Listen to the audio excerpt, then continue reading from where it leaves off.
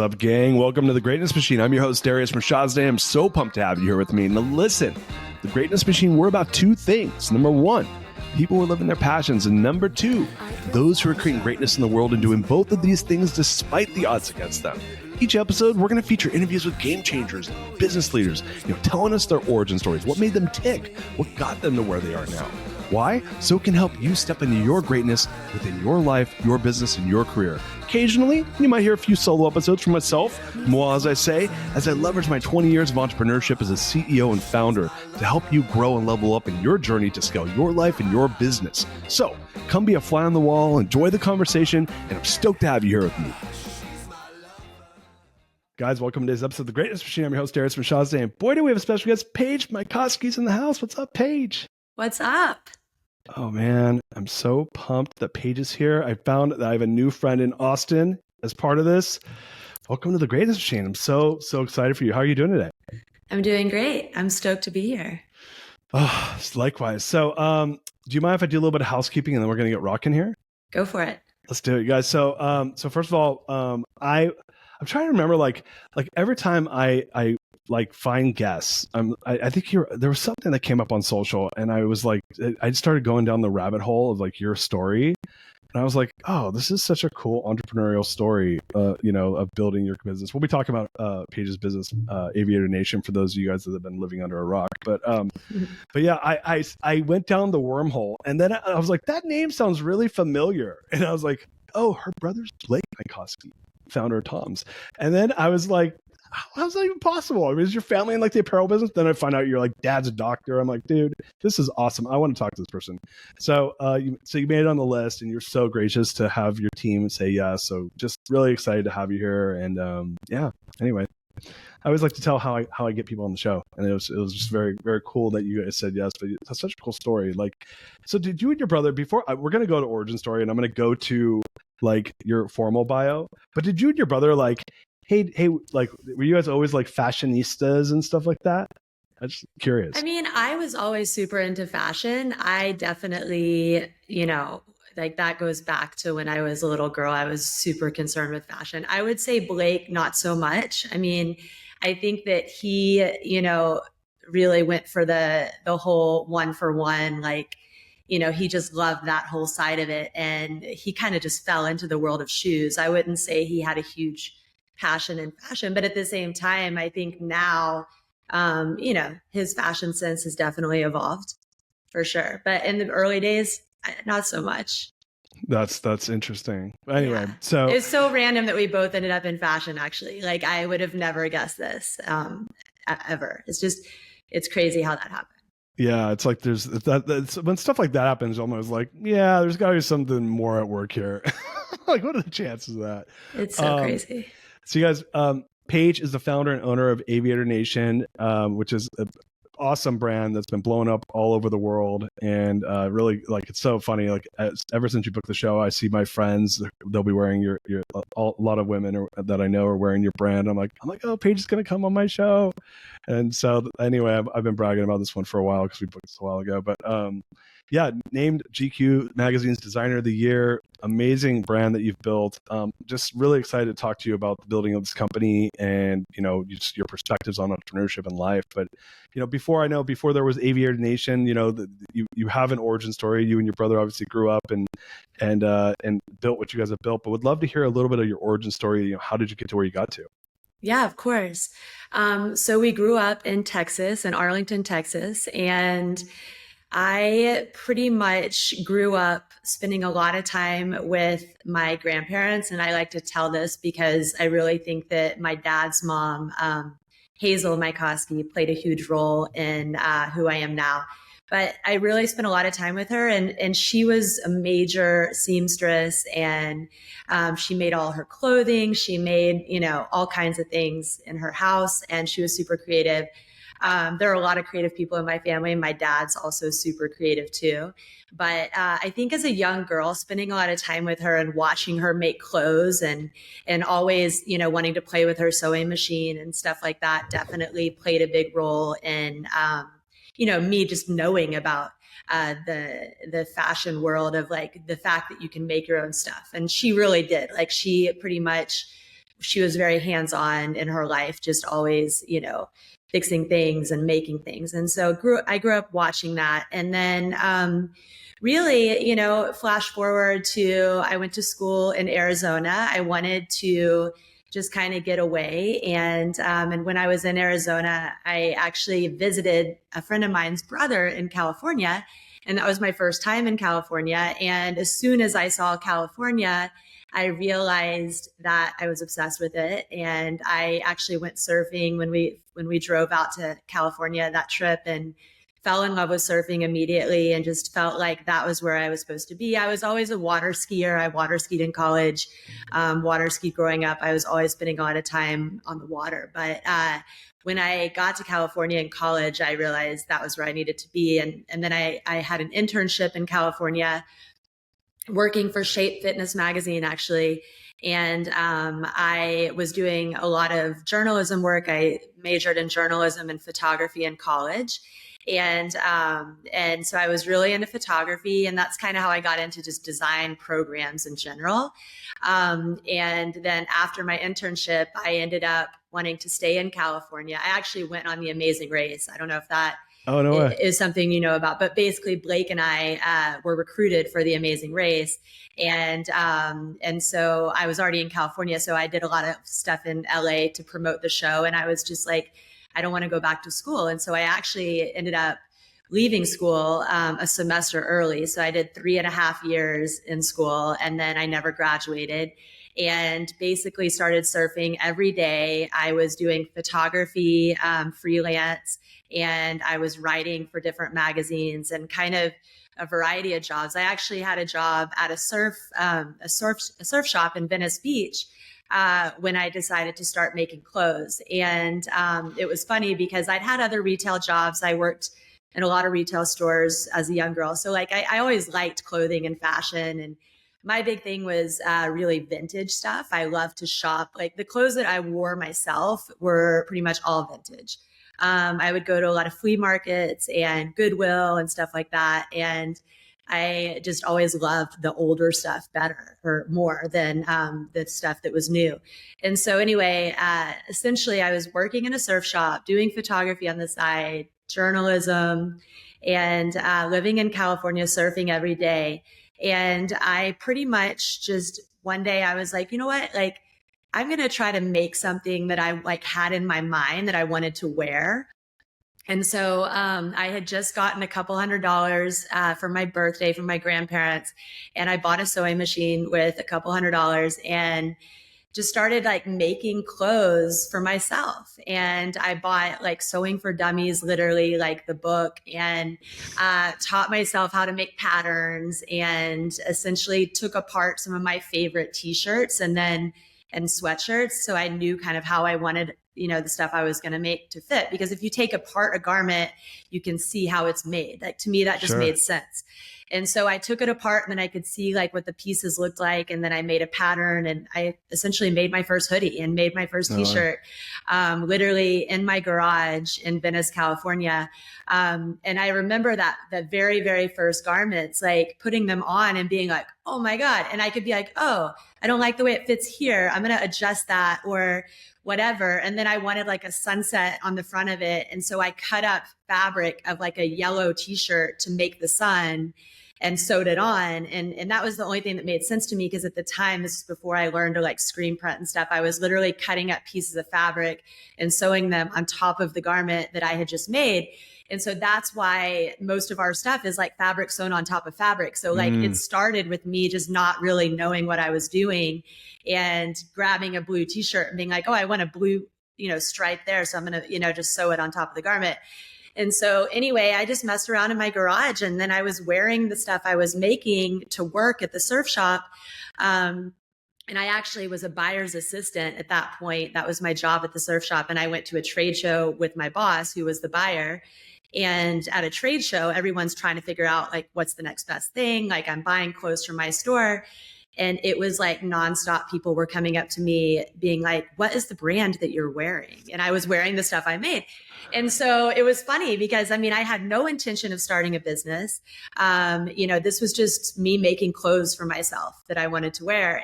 But it had this like handmade look to it. And obviously I would use old garments to make the really soft, comfy fabrics, Yeah. And so I would just cut up an old hoodie that I bought at Goodwill and make it fit myself. And so it had this kind of broken in look, but it was obviously unique with like stripes sewn on top of it and stuff. But the crazy thing was people really did come out of nowhere and ask me where the shirt came from. And after that trip with him, I just remember it planted a seed in the back of my head. Like, this is interesting. Like, what I'm doing really stands out. And then I remember being home in Venice and going to the grocery store and going to run errands. And in one day, I think 3 different people asked me where my sweatshirt came from. And at that point, I was just like, okay, this is a no-brainer. Like, people love what I'm doing. Like, I should try to sell it. And so I actually figured out that there was a street festival happening in Venice and I could get a booth for $500. And I knew it was coming up because I had been before. And so I had a few months leading up to it that I just made as many clothes as I could. And then I hung them on racks in my booth. And after investing $500 that day, I sold $8,000 worth of clothes. Wow. And I was like, holy crap, like, this is not only paying my rent, like, I'm actually making good money here. And it was crazy. It was like people, like, obviously no brand recognition because it was brand new, like nobody knew about it, but like people just gravitated toward the clothes and then they would try them on and they were super comfy because I made everything really soft and people really became obsessed like right away. And there was just so much positivity at that point. And so I realized that was just, it just felt good. Like and I would stay up all night making the clothes. Like, it was fun. I would play loud music. I was in my zone. I would light some candles. And like making garments has always from the very beginning been so fun. And so I think that I was just having so much fun with it that, I decided to quit my job and really focus on it. And the big thing at that point was I looked up, I knew that people did trade shows because I had been in the retail world. And so I looked up what the biggest kind of fashion trade show was. And it was this trade show in Las Vegas called Project. And so it was expensive. I think it was like $6,000 to have a booth or something, but I used the money that I had made at the street fair to get the booth at the trade show. And then I went to the trade show. I took literally one of my best guy friends with me. And basically in a weekend or a couple days or whatever, we sold like $150,000 worth of clothes. Wow. And we were probably one of the top booths at the trade show. It was like everybody was just on us and it was all over the world. I mean, we sold to retailers in Japan. We sold to people in Europe, like everywhere. And I looked at my buddy, his name's Reed Thompson. And I was like, I need you to work for me like immediately. And he was like, let's go. And anyway, he's my first employee and still with me today, almost Amazing. 19 years later. So he's been through it all with me. But yeah, so basically that was when we realized we had a real thing on our hands. I came back to LA after the show. Of course, I couldn't make myself $150,000 worth of clothes. So I started going door to door downtown LA, like walking into factories. And I was just like, hey, like I need someone to help me. And I had like the clothes that I had made myself and everyone's looking at them like, what is that? Because it was so different. Most people in LA are making like printed t-shirts or, sure. There's a big denim industry here, but they're not doing a lot of like single needle hand stitch work kind of stuff. And so it took a while to find people that wanted to do it. But finally I was just like, look, like, I'll pay you a lot of money to do it. Like, I don't want to pay you $3 to make this. Like, I'm going to pay you tell me what it costs to make it. And that's where the price point really comes in is like, that nobody really wanted to touch it because it was so much hands-on. I mean, all those stripes were cut by hand and sewing those little pieces of stripes, even today, like, I mean, are all done by hand. And so nobody really wanted to touch it. But I finally just said, hey, you tell me what it costs, how much time it takes your workers to do it. Sure. And I said, okay. And it was expensive. And that's why the garments are expensive. And, so I started with a small shop that helped me. And then over the years. I eventually, wanted to basically have more control over everything and really control, everything that was going on in the shop. And I was constantly figuring out ways to be, to make the garments softer and all these things. I was just really evolving. And so I just decided to buy all the machines and hire all the people and start my own factory. And it started with about I think our first factory was 3,500 square feet. Now we're at 100,000 square feet. Wow. In LA.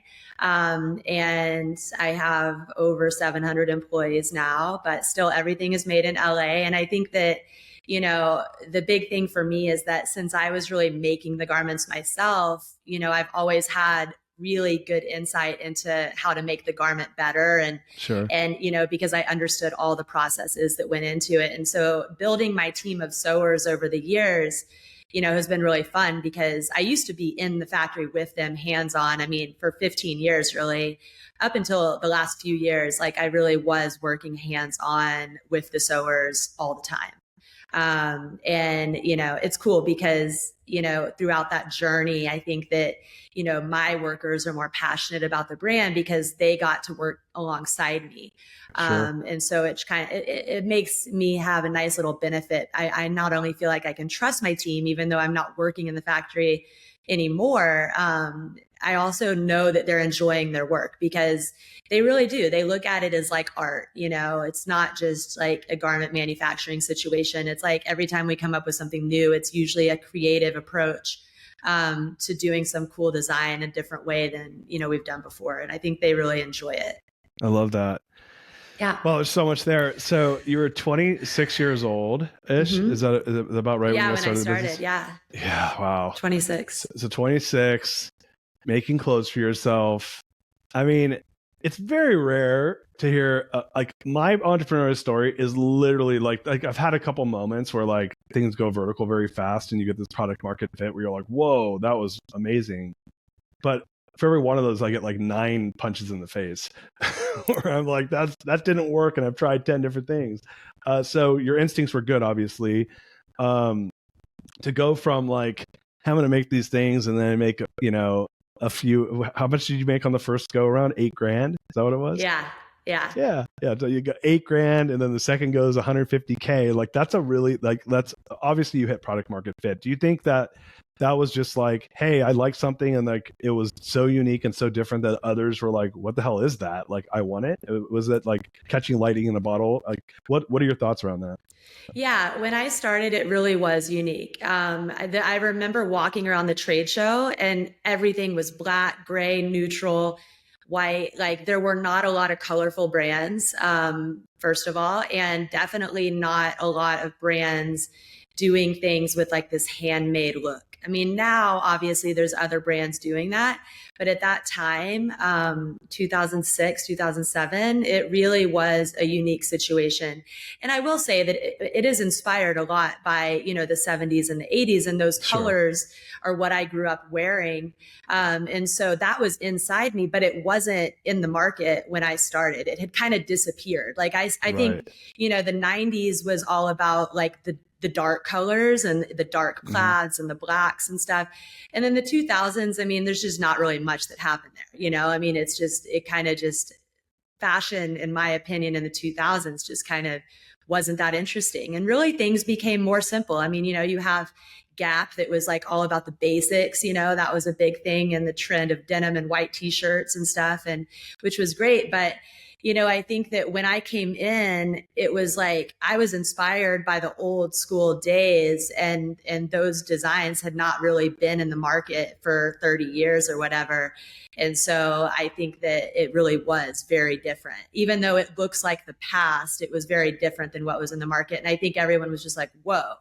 And also the handmade, take on everything really was something I think completely original. I mean, I don't remember ever seeing a brand even in, the old days that really was, a big brand making stuff that looked like it was made in your garage, which, I mean, that's hard to do. And it's honestly a nightmare in production. And I think that for some reason I have this like crazy thing where like I love a challenge, but But most people in the fashion world want to make stuff efficient and fast and, Yeah. as inexpensive as possible. And my theory has always been the opposite of that. I'm like, give me the most expensive fabrics. Like, we're going to destroy the fabrics, but if we have the most expensive quality fabrics, then like they're going to hold up longer, which my customer knows now that the stuff continues to feel soft. And I think that I always chose the best materials. I always chose, the more challenging ways to make things. And even though the garment's expensive,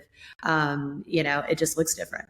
Yeah, it's so interesting. So my sister is in fashion. She went to Parsons. She's a fashion designer from there. So I get some inside baseball on that world, and it's cutthroat.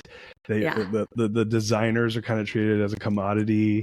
There's way more people. Scott Galloway talks about this. I don't know if you follow him, Prof G, but he talks about like fashion industry be an industry where there's a lot of unemployment because there's more people that want to do it than there are options. So it's really fascinating that you kind of came in sideways, right? Working, and I grew up in Southern California, so like I grew up around surf culture, right? Mm-hmm. And wearing like OP and TC surf brands and seeing Maui and Sons and these colors, right? So even like when I see your stuff, it reminds me. I grew up in the 80s and 90s of the colors that I remember that were really popular then. For you, like, obviously, number one, congrats on building an amazing business, and to stay in business for 18 going on 19 years is like almost unheard of. It's like there's like the odds of it are under 10%, actually, if you look at the data. So the business too also to have 700 employees. Like I always tell people it's pretty rare to be an entrepreneur and CEO, and to be able to be the founder, entrepreneur, and CEO, and to actually stay in that role to grow to that size, because the skill sets you need change at different phases of the growth. Mm-hmm. And a lot of people aren't able to like kind of keep up with it, right? They're not able to actually level up to be the entrepreneur when it goes from 100 to 300 employees, or 300 to 500, or 500 to 700. I actually did it. So like I was the person that started up, and I was the same CEO at 1,000. And I was like, I had to be a different person I had to grow, I had to learn. Tell us like a little bit about your journey as a leader growing your business, because I know firsthand you have to change in order for the business to change in that way. What did you do? How did you think about it? I'd love to hear your thoughts. Yeah. I mean, that's obviously a huge part of it for me now, almost 19 years in. And you're right. Like, I think that it is extremely challenging to stick around, especially in fashion. And I do feel really stoked about that. And I think that, my situation is really unique because when I started, I hired like small team of people, and essentially most of the people that are working with me now were with me in the beginning. And I think that being super hands-on myself, not only did I have the ability to make the product that I was creating and selling, but I also had it in me to really want to build a team. And, like in the beginning, in the early days, I would say the first like 8 or 9 years, I mean, I worked behind the Abbott Kinney store, in the back of the store in Venice. And I mean, I would literally be playing ping pong, like listening to music after work. Like, my team was my family. We all were best friends, I mean, we really did. Like, we didn't want to go home at the end of the day. Like, we shifted from like being at our desk to being on the patio playing ping pong. And then I used to think I could DJ. So I would be DJing, and, we were all like hanging out. And then it turned into like, I would meet friends that were musicians, and they would come over and play music. And it was like a lifestyle. It was like, and I'd be like go surf in the morning with somebody that worked with me. That was like a friend. And then we'd come in and we'd be talking about what we're going to do for work that day, like while we're rinsing off our boards and stuff. And it really was a family. And I think that, it's funny because as the years went on, obviously there were huge challenges and things that would happen. I mean, dealing with major retailers like Bloomingdale's and Neiman's and Saks, and all of that was a huge challenge. Coming out with new clothes. I mean, a lot of times garments like came out of the dye house the wrong color or something, like, and I had to deal with like figuring out how to make it something different. And I mean, I can go on and on about how many challenges there are in the fashion world and how you have to constantly pivot and stores closed and what are you going to do with the clothes that they ordered and so many things. But the bottom line is, when I was facing a challenge, like my team was really there to support me. And I think because we were so close and friends, everybody would stay late and figure it out, like if we had some giant order that came in that like maybe we wouldn't be able to fill, like everybody would call their friends and their brothers and their sisters and come over and get it done. Like we would go do like a music festival event, and like my friends would invite their boyfriends and girlfriends, and like basically the employees and the families of the employees and the boyfriends and girlfriends of the employees, like all helped get it done. And it's really crazy because I never felt like, I couldn't be myself with these people. And so I think that instead of, putting a ton of pressure on myself all the time to just be the boss, like, I was able to say, hey guys, I don't know how we're going to get this done, but at the end of the day, I was always super positive. And I think that my mentality of being positive, and believing that we could really get it done, even if I didn't know how to get it done. I think that's what kept everyone excited and kept everyone like wanting to help me, because I really like was always super positive. I mean, even when shit hit the fan, I would turn it into some positive thing. And then with their help, like I would, figure out how to get it done. And then and then we would all sit back and be like, wow, look what we did, and I think that a lot of times because we were challenged, because I would say that I constantly set us up for things that were really difficult. Like I would take on all the challenges and we would figure it out together. And of course there was that like time period of stress, like trying to get it done. But then after we got it done, we were all so much better for it. Like we all kind of grew together. And I think that the feeling of having a success, doing something you didn't think you could do, was something that a lot of my employees felt and experienced just based on how we all kind of built everything together. And so I think that positivity, all my employees that have been with me a long time would say that they have grown majorly while working for the company. And they would also probably say that they have done things that they never thought they could do. And I think that just feels good. And so, anyway, I think just as a leader, I really realized that, like being close to my employees and trusting them with things that are more difficult than they, might think they can do or whatever, will have positive, rewards for them, so one big thing is we actually build all the stores ourselves, like hands on. I mean, I go in there and I paint, and I have a team of girls that, originally were working in the store at the retail level and now build the stores with me. And, at the end of it, we're always like, wow, like, how did we do that? How did we pull it off? How did we paint? Like we just finished opening Brooklyn and the girls, I wasn't there actually to paint this time, but they painted the floor, and it's like a giant store, and they painted the whole floor, this really cool design that I sent them. And I think when I sent them the design, they were like, oh shit, this is really technical. And I was like, you guys, we've never done this before. Like, let's just push it. And they got it done and it looks amazing. And I try to continuously challenge my team. Because I do think that, when they are challenged, that's the best. Like, even though they'll probably be mad at me for like a few minutes when I tell them what they're going to do, they're like, oh, this is terrible. Like, we have to get this done this fast and it's so hard. But then after they do it, I know that they sit back and they're like super proud of themselves. Yeah. So yeah, I think that has really been kind of the lifeline, that's kind of kept us going strong. Is it's exciting to challenge yourself. I mean, I'm always everyone has goals like every year that are, goals that you would be like, wow, are you sure we can do that? But we always rise up and meet the goals. And I think that instead of just, going with the flow and trying to survive, it's more about how can we be the best at this? How can we do this even better? How can we, raise our numbers and whatever? And I think that's what keeps people excited that are working for me, and that makes them want to continue working for me, even though it's hard, it makes them feel good after they like meet the goal, Yeah, no, that's amazing.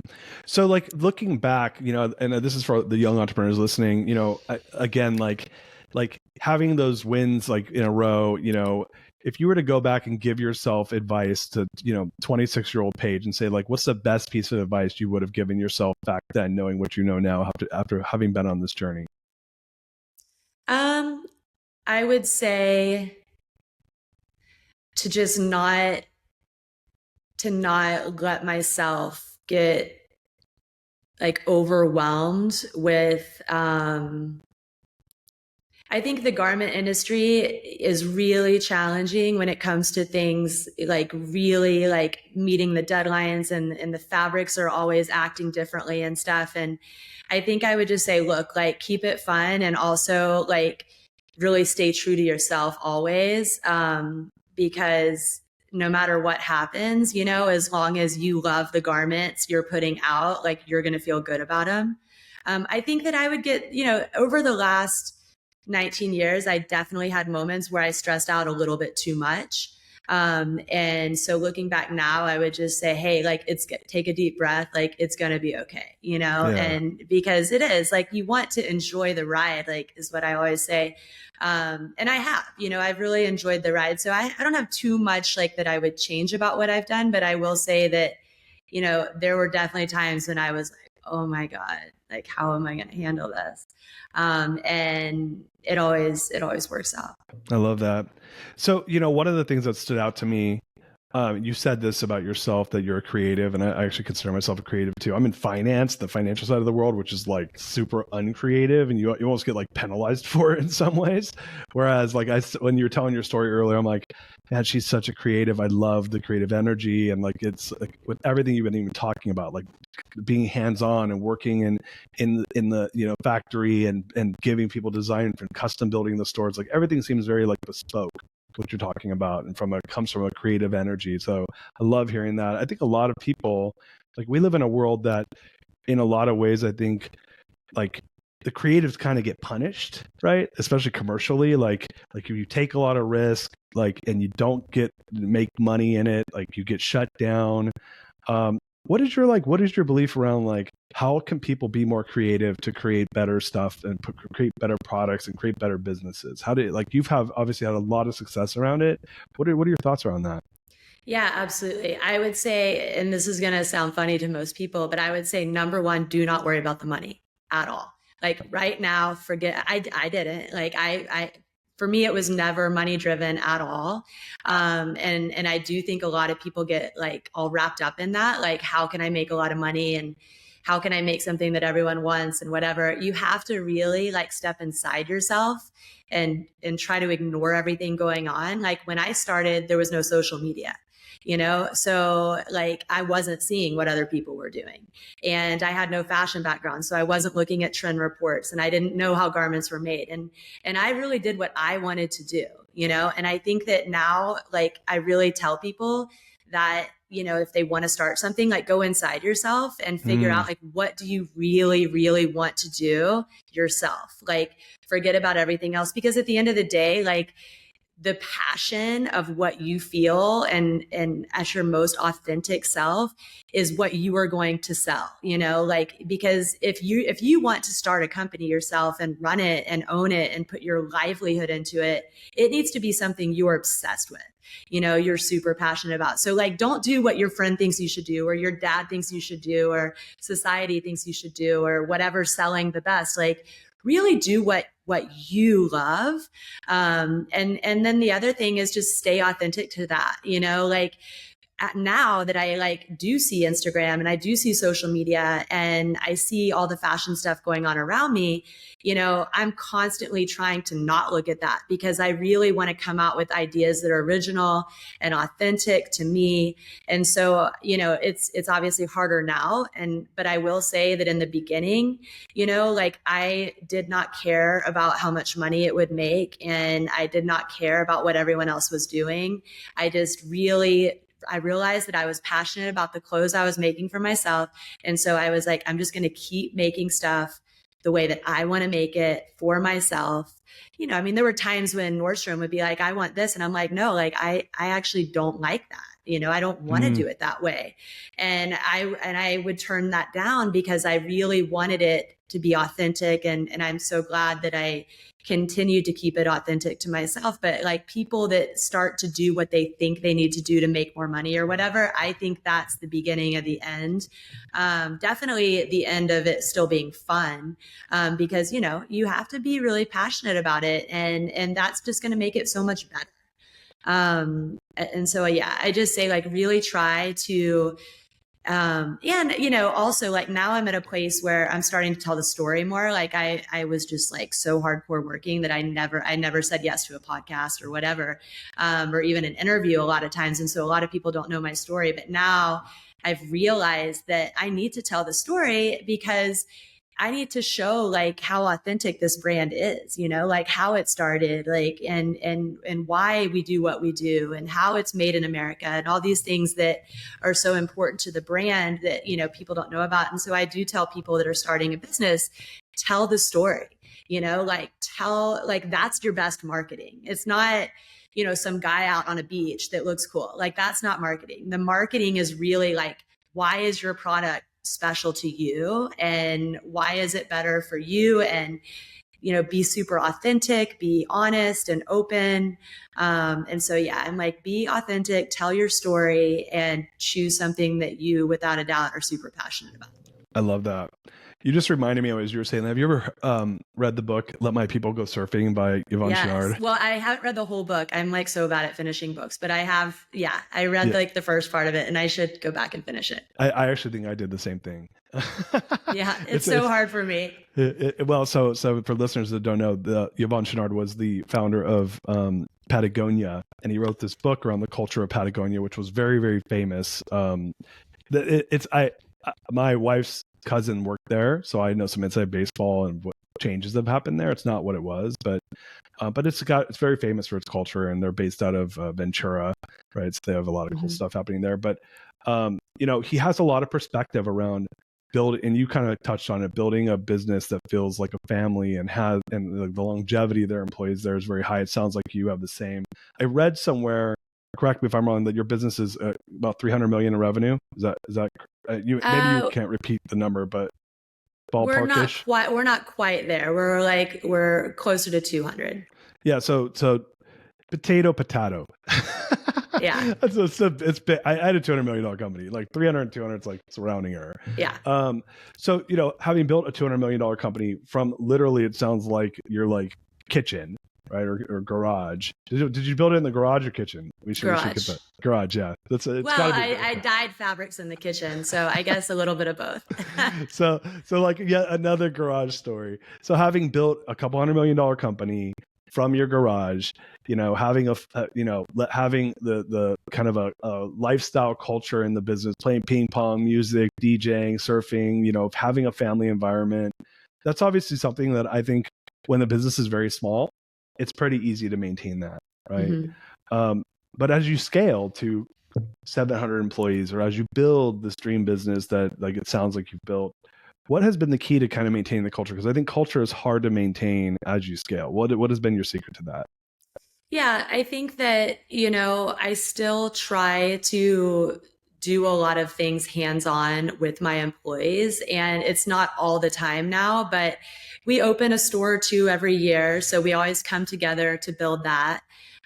We do a lot of events, and, I think that having the employees step out of the office is super important, and going out and being in the world. And so instead of hiring teams that are local in like Chicago or whatever, like my team like packs up the van and drives out there. And I always say that I want them to bring people for the events that like work in the company. So we always open it up to like all of our store people too, or like anybody that wants to come, can submit an application to like come with the event team and do events. And, and also with the store build outs. I mean, on the store build outs, like I will be like, okay, who wants to do this? And it'll be, you know, someone that works in the sample room, and then somebody that does photography for the company that also likes to paint, you know, and like, so people kind of come out of their regular jobs to go and help paint a store.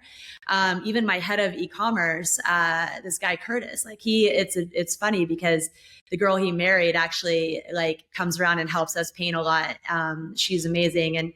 And so now, like, you know, he'll come along and he's always there and like helping paint the stores too. And even though he's not a big painter, we'll give him like the solid color ceiling in the fitting rooms to do or something. He just loves to get out of the office too. And like, I think that allowing my staff for different special projects. I mean, we just launched a thing with colleges. So now we're going to colleges and doing these pop-ups.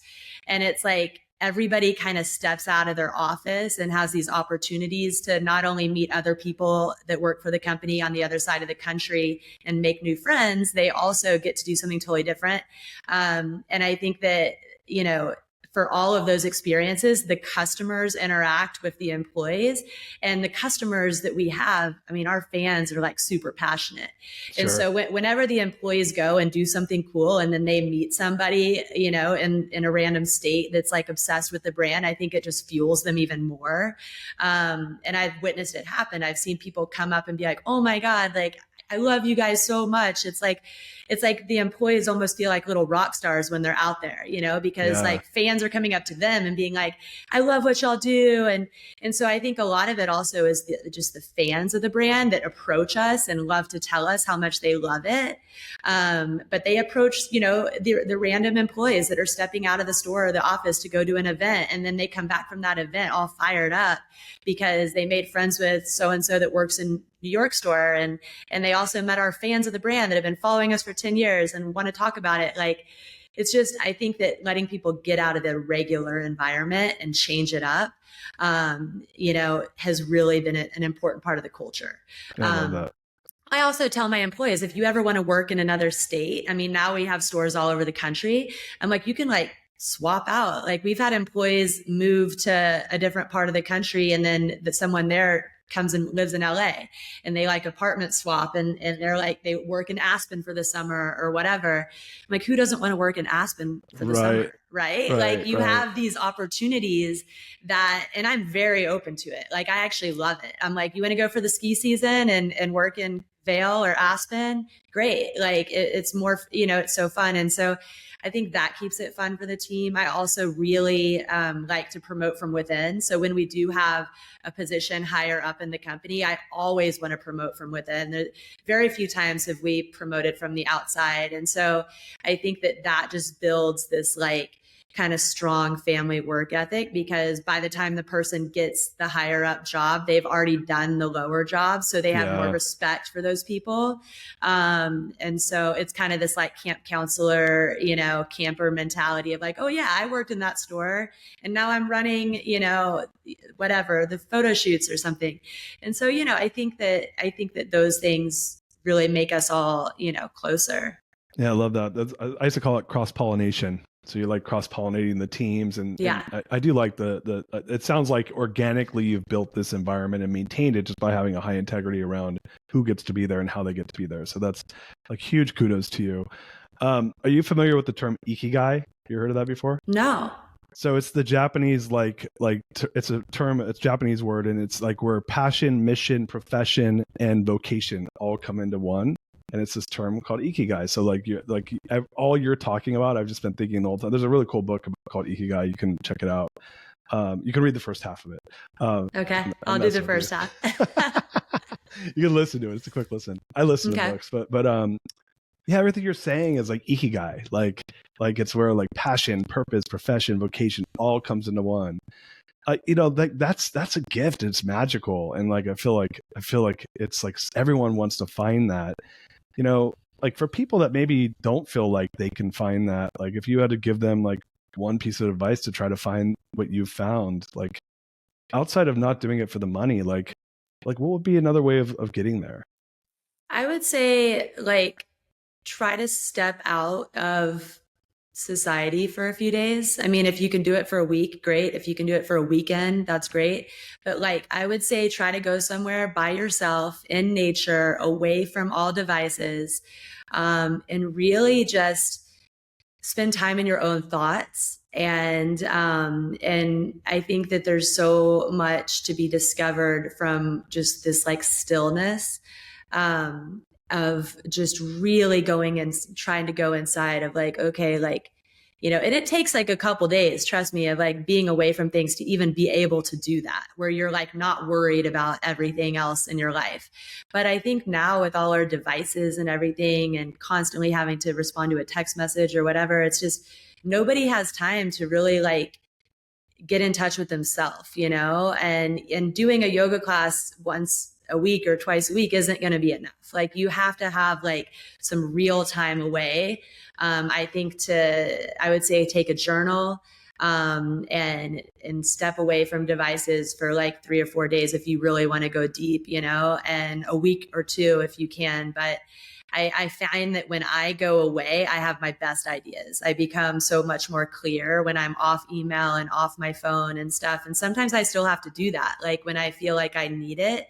But I do think that really kind of going deep of like, and it can be anything that you're passionate about. I mean, you might realize that, like you want to start a child daycare business, or maybe you just want to do a different job than you have, I think that like literally it could be anything, but like you have to go deep and you have to have this time away to really understand. Yeah. And the true passion of what you really love is, in my opinion, always going to be what makes you happier in the end.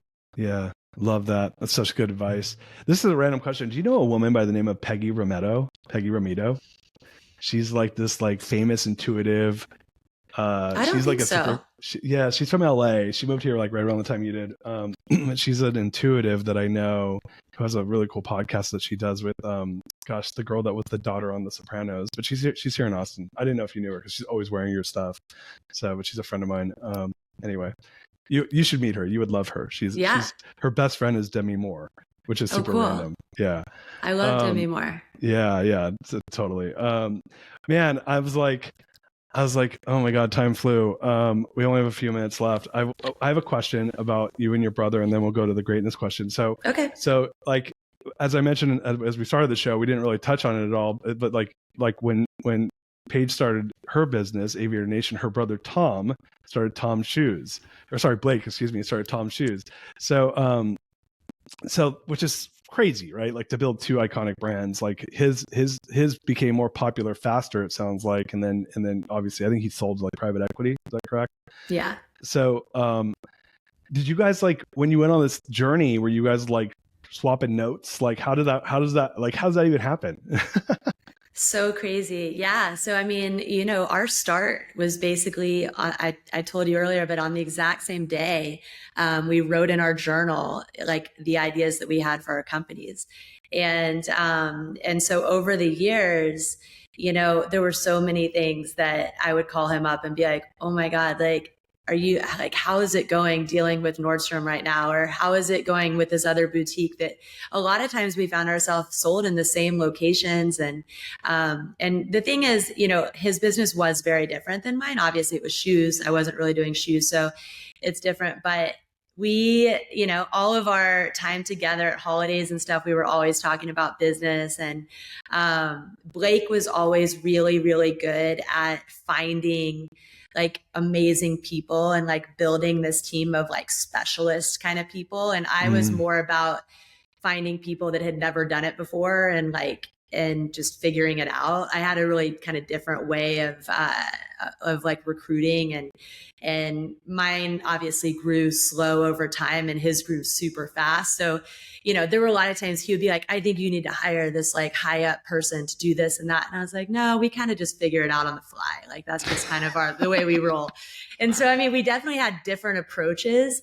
But it was always super interesting to hear kind of the way that he was doing it. And I think that we both really, learned a lot from each other. I was always trying to, just I think we both really were like, look, like you need to stop and enjoy the roses and like relax. Cause we would be stressed out at different times and stuff. And he definitely helped me with that. I became like super crazy about work and obsessed, and he forced me to kind of step away more. I would say I learned that from him, you know, like this whole like no technology stuff. Like, you know, I got wrapped up in it and I would work, you know, for 15 hours every day. And I thought that was normal. And I think that he really forced me to kind of, you know, take more time for myself. And that's really played a big role in, you know, especially the last, you know, the later part of the company. Because if you don't have balance, you know, like in the beginning, I could have never sustained the way that I was when I built the business.